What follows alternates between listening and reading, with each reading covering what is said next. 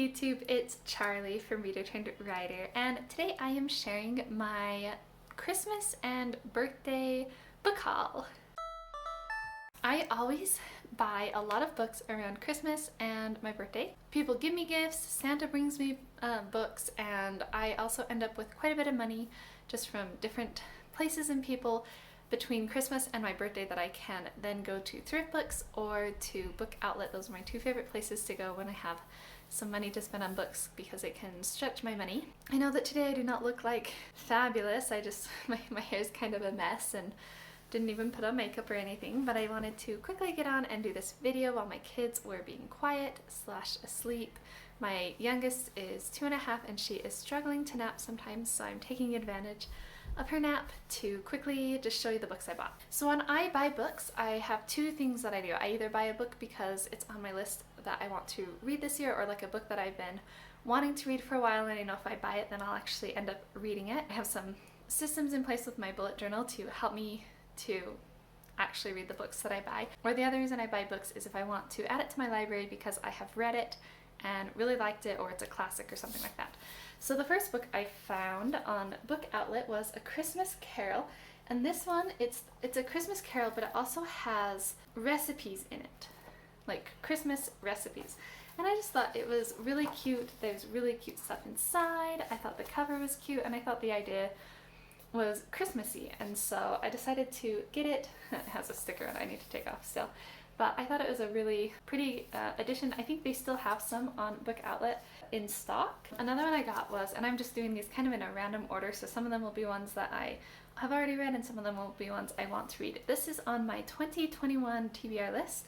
It is Belgravia. It is from the author of Downton Abbey.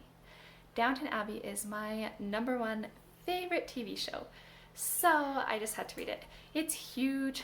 I've heard mixed things about this, so we'll see if I actually end up liking it, but I'm really excited. I'm hoping that it is similar to Downton Abbey but in book format.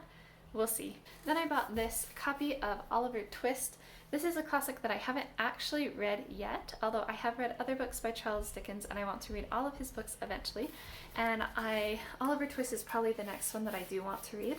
And I got it in this like fake leather cover. I really like these covers. I think that they last well, but they're not as bulky as hardcover, and usually the covers are prettier than some of like the older editions of books that sometimes you get, which I actually got one that I didn't actually like. I'll show it to you in a minute. But yeah, Oliver Twist by Charles Dickens. Another one I actually got this one soft cover. They didn't have a hardcover for it. It's High Society by Ali Carter, and this past fall or winter, my husband and I got really into heist movies and we watched a whole bunch of them, including like the Ocean's movies and The Italian Job, and a whole bunch of heist movies that were not good at all. I love a good heist movie. It's part of why I love Mistborn by Brandon Sanderson, is because of the heist aspect. And I just wanted to read a heist book, and when I googled it, this kept popping up as like the top pick, and I hope I like it. It's a YA heist book, I think, so we'll see. I sometimes like YA and sometimes I don't. Some of my favorite books have been YA, but I'm not sure because the cover just looks, I don't know. We'll see. If it's a good heist book, then I'll be really happy, and if not, tell me your favorite heist books or movies that are semi-clean. Like, I won't watch anything R-rated, it has to be PG-13. Yeah, but if you know of a good heist movie that's PG-13 besides Oceans and The Italian Job, let me know. I really, really want more to watch and to read. So yeah, let me know in the comments below. This one is also on my TBR list. It's like a historical fiction, and it's called Until Tomorrow by Sheila O'Connor, and it is a middle grade. It's set in 1968 and it's told through letters. So I think it'll be a good one to read. I might save it for March because of middle grade March. We'll see. And then I got Wundersmith by Jessica Townsend. This is the second in the Nevermore series. I have read the first. I liked it. I did not like it as much as Harry Potter. I know it's like supposed to be like the new Harry Potter with like 7 books and it's middle grade magic and stuff, but I liked Harry Potter more. But I did like the first one. I think I needed to add another book to my cart or something to get free shipping, and I saw this one, so I decided to add it because it is one that I want to read soon and like continue the series. I think the third one's already out, or maybe coming out this year or something. I don't know, they're kind of pumping them out and I haven't kept up. So this is another one that is on my 2021 TBR list. It's Real Friends by Shannon Hell and Louise Pham. And it's a graphic novel, middle grade. It's supposed to be really cute. I've heard really good things about it, and I think it has a sequel, and I'm excited. I really like Shannon Hill. This next one is the classic that I got that is hardcover that I don't actually love the cover of as much. It's not a terrible cover, it's just not a beautiful cover for a classic either. But now at least I own this classic. It was really inexpensive off of thrift books, and I have read Great Expectations before. It's not my favorite Charles Dickens, but I did like it. I really liked the beginning, and then the middle was kind of a slog for me to get through, and then the ending with like kind of the reveals, I really liked the reveals. It made it interesting for me again. If I find another cover of this that I like, I can always get it and replace it. This is one that I read in December actually. It was one of my favorite books of the year. It's All That Makes Life Bright by Harriet Beecher Stowe, or All That Makes Life Bright by Josie S. Kilpack. It's about Harriet Beecher Stowe. And I actually bought 2 copies because I want to give one to my mother-in-law. I think that she would really enjoy this story. It's very clean, very touching from the perspective of I really related to it as a mother, and it also, my mother-in-law loves Uncle Tom's Cabin, and so I just think that she would really appreciate this book. So I bought 2 of them. They're both in good condition, except for that this one has this sticker thing that I'm gonna have to work to get off. So I also bought The Murder of Roger Ackroyd by Agatha Christie, which I also read last year, and it's my favorite book by Agatha Christie now. And because of that, my husband told me that if I leave it by his nightstand, he'll read it, so I had to buy it. And then I actually bought another copy because my brother, he loves Agatha Christie and he hasn't read this one yet, so I bought one for him, and they were both really inexpensive through thrift books, so I decided to just go ahead and get them. And then this one is on my 2021 TBR list as well, and it's one that my library doesn't have, and so those are definitely ones that I try to prioritize buying from like thrift books or something, because it's a cheap way for me to be able to read the books that I want to still without being able to utilize the library for them. So this one's A Novel Murder by Elizabeth Penny, and it is an adult cozy mystery set in a library. Now, this one is not on a list that I have, but it is by Gwendolyn Van Draenen, who is an author that I want to read all of her books, and it's called Wild Bird. I'm not even actually sure what it's about. It says 8 weeks of survivalist camping in the desert. 8 weeks to turn your life around. Oh, so this must be, I've actually read a book about her talking about her writing and stuff, and I think this is about like a camp where you can send like troubled youth, and it's like a survivalist camp to help build their character or something. So I think that's what this is about. I really like the cover of this one, and I'm excited because I have loved everything by Gwendolyn Van Draenen that I have read so far.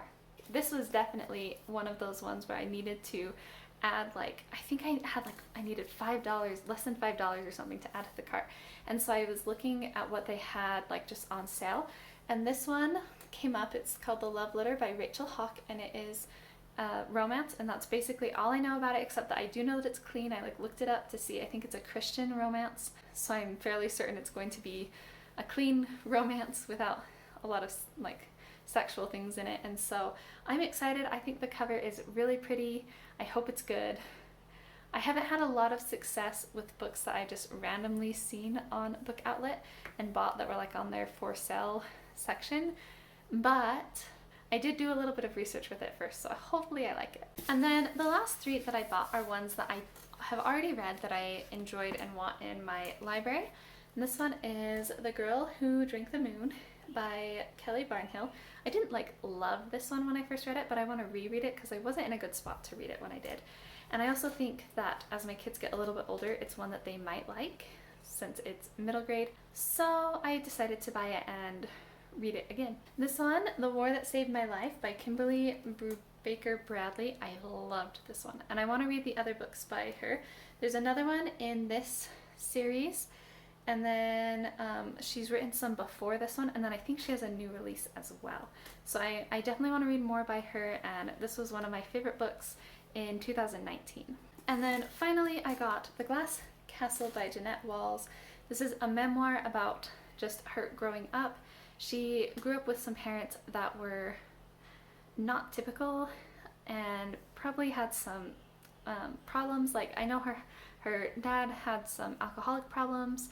I don't know, but it sounds like her mom may have had some mental things as well. And she just, I thought it was a very touching memoir, very interesting to see just kind of how they lived and what they did and stuff, and to hear about how much love she had for her parents, even though they have some shortcomings, and just how she's kind of moved on and made her life better and gotten past some of the traumas of her childhood. And I really appreciated the way that she talked in the memoir, kind of in a balanced way. It wasn't like, she didn't just blame her parents for everything, if that makes sense. She talked in a very loving and kind way, even though she recognizes some of their shortcomings. And so I actually really enjoyed this memoir. I haven't read a lot of memoirs like this, but I really enjoyed it, and I decided that I wanted to own it. Editing Charlie, I'm just here on the floor. I forgot to show you a couple books, so I just wanted to show you real fast. Sweet Black Waves was another one, and I just had it set aside because I'm currently reading it. And it's like a fantasy book, YA fantasy book.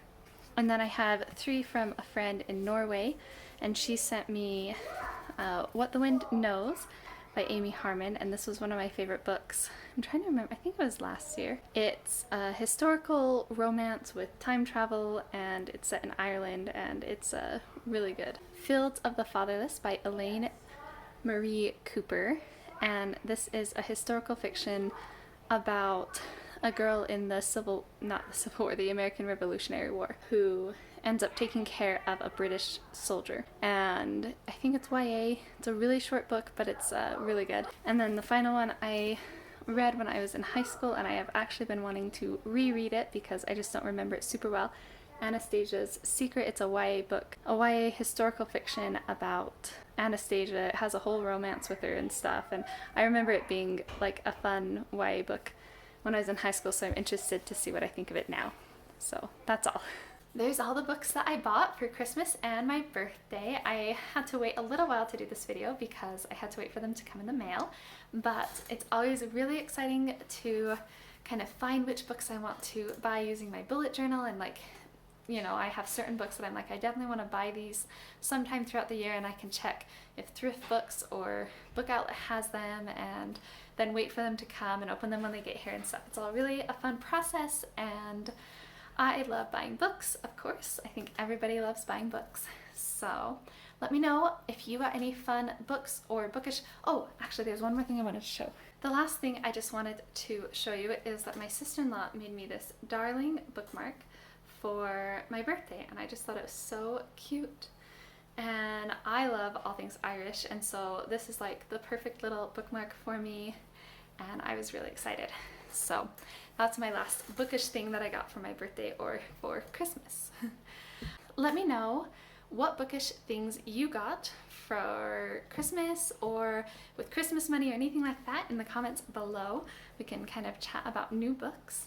If you're interested in following my reading journey, I post a review for every book I read on Goodreads, and that's linked down below. I'm also really active on Twitter and Instagram, and you can check those out below as well. If you like this video, don't forget to hit that thumbs up and subscribe for lots of bookish content. I love to share both my reading and writing journey here and talk about all things bookish related.